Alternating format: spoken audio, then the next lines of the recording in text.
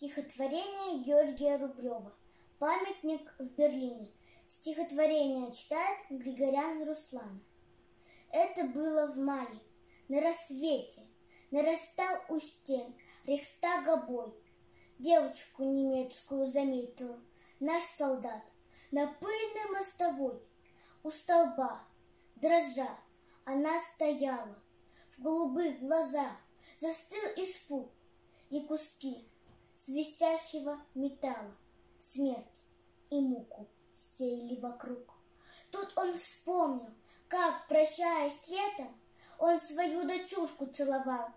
Может быть, отец девчонки этой дочь его родную расстрелял. Но тогда в Берлине под обстрелом полз боец и телом заслоня девочку в коротком платье белом осторожно вынес из огня.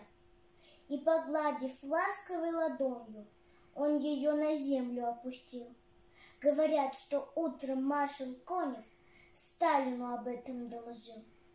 Скольким детям возвратили детство, подарили радость и весну.